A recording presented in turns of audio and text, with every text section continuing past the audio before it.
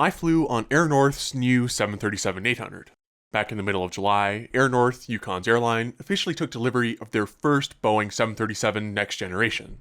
This was the first of two 800s that just joined the airline's fleet, and is a very big deal for the company.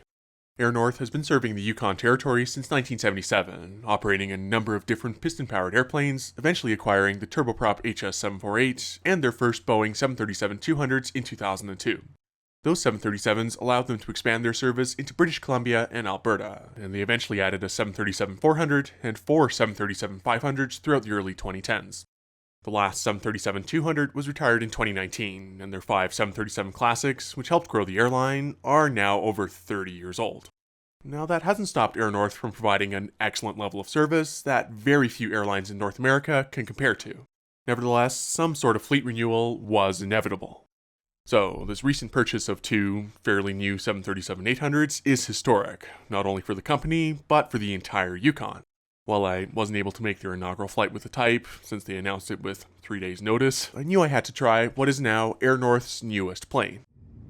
Back in August, I made a quick day trip up to Whitehorse to do just that, hopping on the 737-800 for a short flight down to Vancouver. Unfortunately, I didn't have a ton of time here, but had just enough to grab some lunch with friends and get a quick tour of Air North's HQ. It was around then that the star of today was arriving back into Whitehorse, Air North's first of two 737-800s, registered as Charlie Foxtrot November Yankee uniform. This plane started out in India with Jet Airways in 2013, and flew with them until they ceased operations in 2019. It was stored in various places for the next few years, before being taken up by Korean low-cost startup Fly Gangwon in July 2022.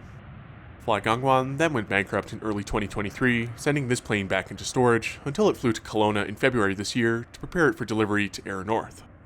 Their second 737-800 was delivered in late September, has a similar history, and is also just 13 years old.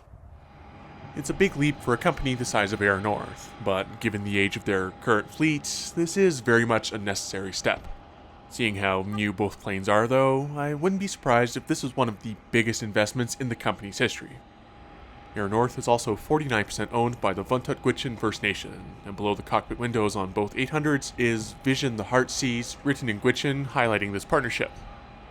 Both 800s also have a slightly revised livery, with the tail featuring a beautiful caribou design from the Vuntut Gwitchin flag, instead of a solid orange background like on their other planes.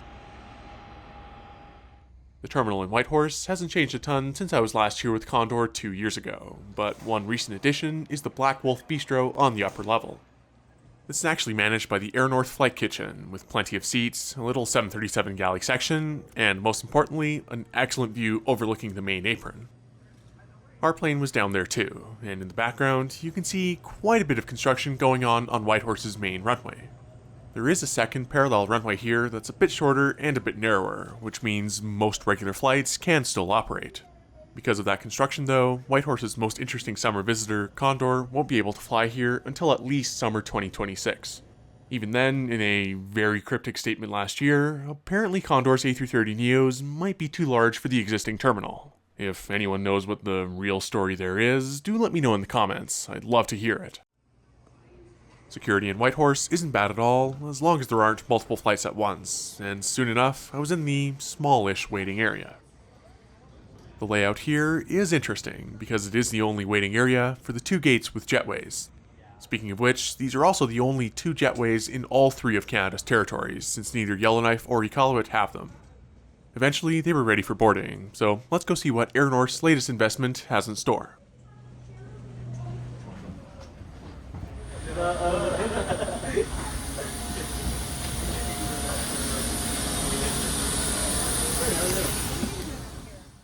very first thing you notice when you walk in is that this plane and its sister ship both have Boeing Sky Interior. That's a first for any of Canada's northern airlines, and for this flight down to Vancouver, I picked a seat in the forward cabin in 4A. Now, I'm told that this half of the plane before the exit rows has extra legroom, and I can confirm that is definitely the case. It's honestly super refreshing to see that Air North didn't try to cram even more seats in with a bigger plane, and this was very comfortable. Granted, the seats are a bit slimmer and quite a bit lighter too, but it is a nice change from the old Southwest seats on the Classics. Row 4 also has a good wing view from here, although it may be slightly too far forward. I'd say row 5 is probably the optimal spot if you're anything like me.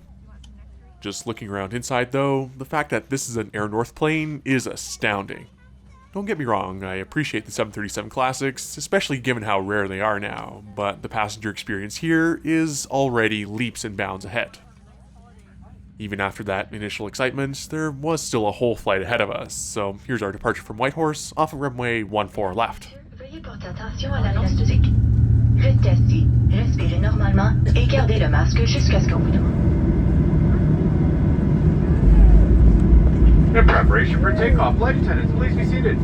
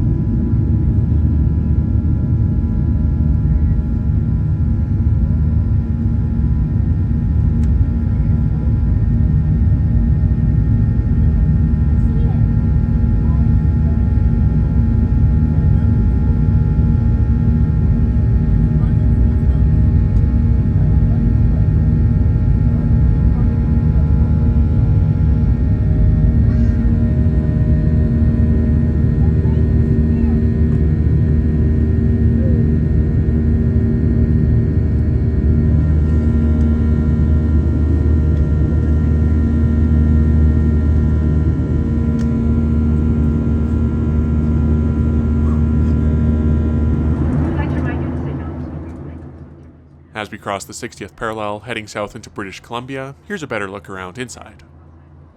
Each seat has a normal tray table that doesn't slide.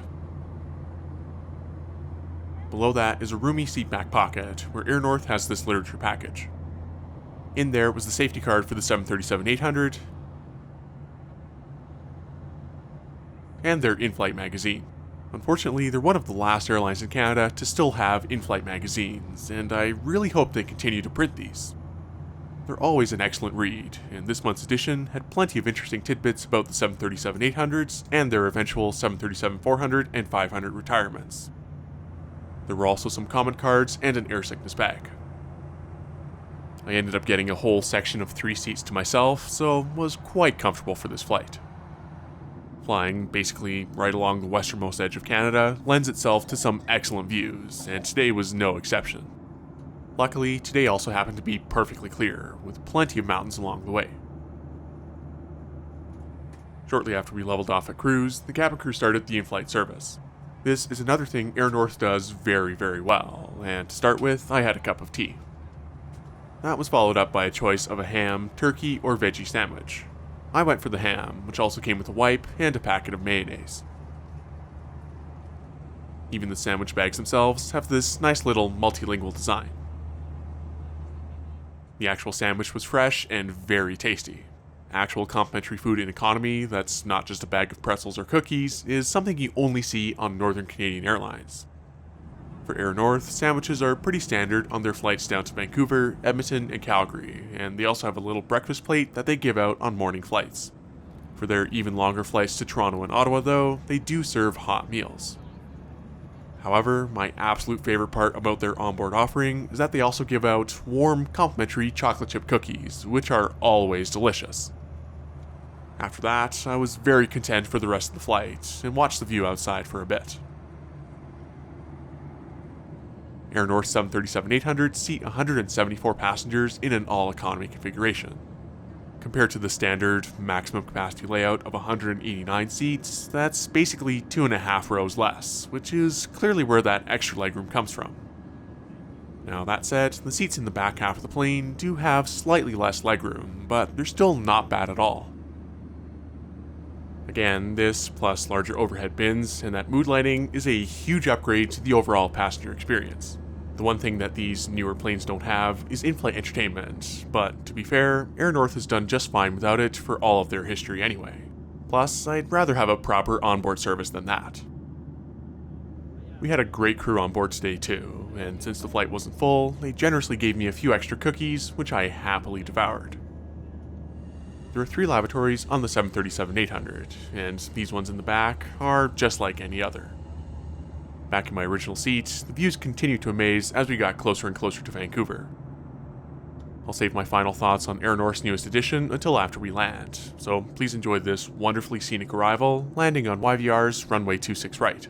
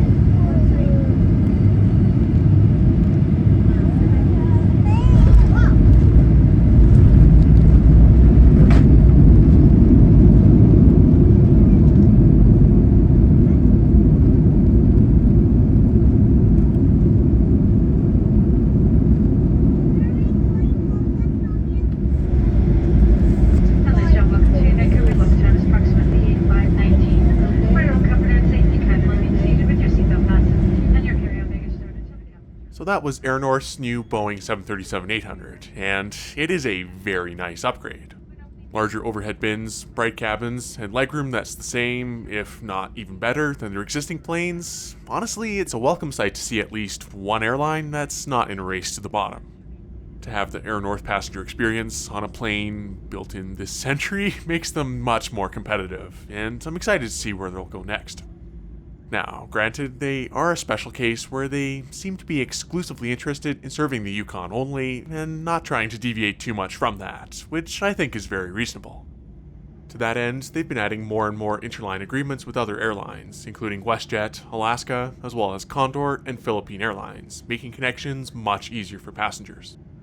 I will be sad to see their 737 Classics start being retired, and we'll definitely be keeping tabs on that, but so long as that quintessential onboard service doesn't change, I'm looking forward to seeing the next generation of Air North.